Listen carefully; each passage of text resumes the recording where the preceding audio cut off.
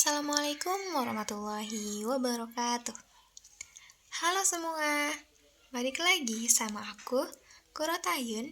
Jadi di video kali ini aku bakal bahas tentang produksi. Nah, apa sih itu produksi? Terus, produksi dalam Islam itu sendiri apa ya? Dan ayat dan hadis yang mana yang berkaitan dengan produksi? Makanya kalian simak terus video ini sampai selesai ya.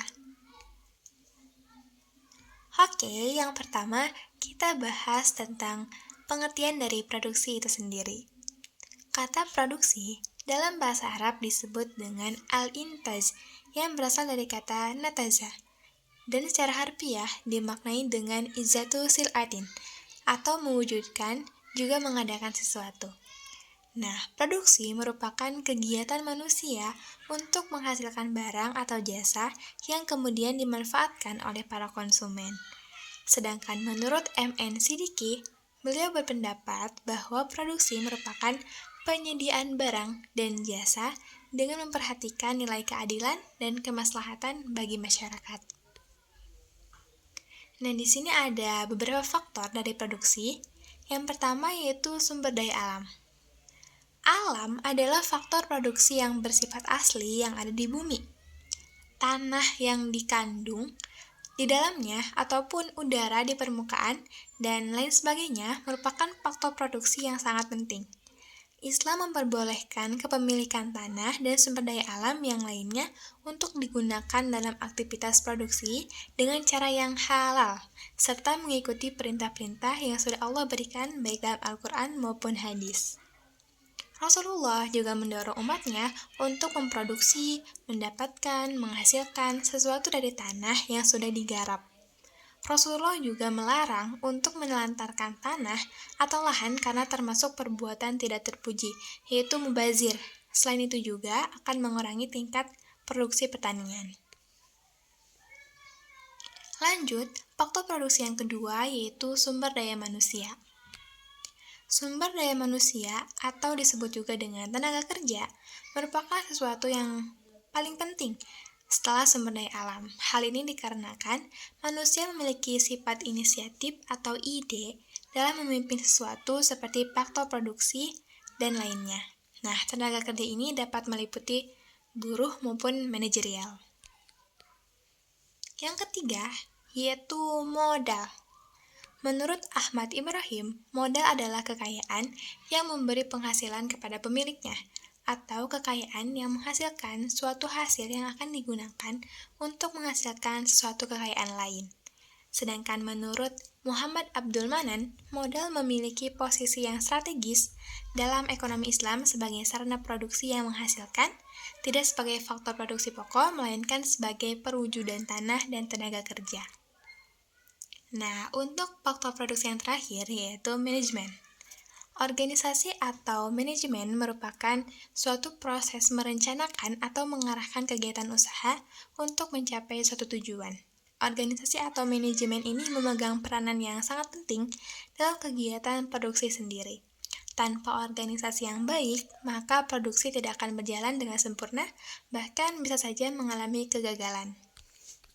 Nah, di sini juga ada prinsip-prinsip mengenai produksi. Yang pertama, manusia Allah ciptakan dan turunkan ke muka bumi menjadi khalifah Allah, yaitu yang memakmurkan bumi dengan ilmu dan amalnya. Allah menciptakan bumi dan langit serta segala isinya dikarenakan sifat Allah yang Rahman dan Rahim kepada manusia.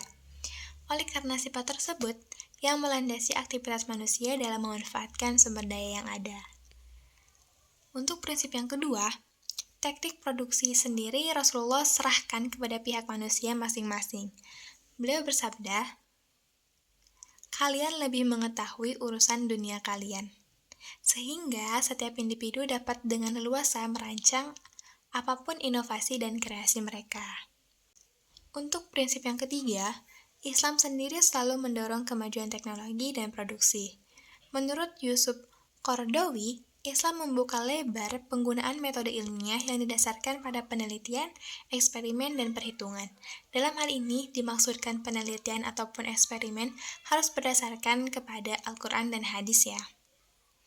Nah, untuk yang keempat yaitu organisasi atau manajemen yang merupakan suatu proses merencanakan atau mengarahkan kegiatan usaha untuk mencapai suatu tujuan. Organisasi atau manajemen memegang peranan yang penting dalam kegiatan produksi sendiri. Tanpa organisasi yang baik, maka produksi tidak akan berjalan dengan sempurna, bahkan bisa saja mengalami kegagalan. Nah, untuk ayat yang berkaitan dengan produksi, ada pada Quran Surat An-Nahl ayat 11. A'udzu billahi minasyaitonir rajim. ينبت لكم به الزرع والزيتون والنخيل والعناب ومن كل الثمرات إن في ذلك لآية لقوم يتفكرون. Yang artinya, dia menumbuhkan bagi kamu dengan air hujan itu tanam-tanaman, zaitun, kurma, anggur, dan segala macam buah-buahan. Sesungguhnya pada yang demikian itu benar-benar tanda kekuasaan Allah bagi kaum yang memikirkan.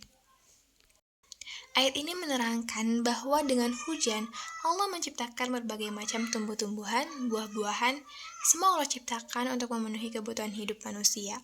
Ada zaitun, kurma, anggur, sebagai penambah gizi. Allah menciptakan tumbuh-tumbuhan dengan berbagai ragam bentuk, warna, dan juga rasa.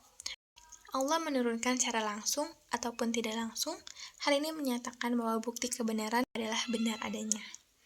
Adanya bukti-bukti ini dapat memberikan kepuasan pada orang yang benar-benar memperhatikan dengan benar dan percaya. Tidak hanya itu, Allah juga menciptakan biji-bijian yang bentuknya hampir sama, namun menghasilkan tanaman dan buah yang beraneka ragam tatkala ditanam. Orang yang menyaksikan tersebut akan melihat bahwa penciptaan dari segala macam tumbuh-tumbuhan dan biji-bijian ada Allah Subhanahu wa taala, Dialah yang berhak dipertuhankan dan disembah. Di sini juga ada hadis yang berkaitan dengan produksi. Maka naslahu ardun falyazrugha fa illam yastati ay yajra'aha wa ajza anha falyamtahha akhahul muslima wa la yu'azirha iyyah.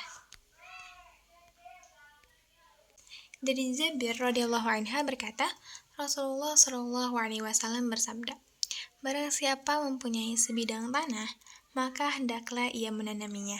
Jika ia tidak bisa atau tidak mampu menanami, maka hendaklah diserahkan kepada orang lain untuk ditanami dan janganlah menyewakannya.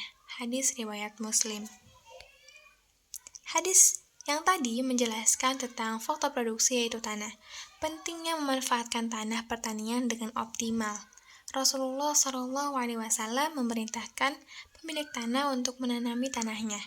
Jika manusia tidak mampu memakmurkan atau menggarapnya, maka dianjurkan untuk menyerahkan kepada orang lain agar bisa diproduksi dan menghasilkan sesuatu seperti buah, sayur, dan lain sebagainya, sama seperti pada Quran Surat An-Nahl ayat ke-11 yang Allah menjadikan bumi tempat yang makmur dengan segala tumbuh-tumbuhan.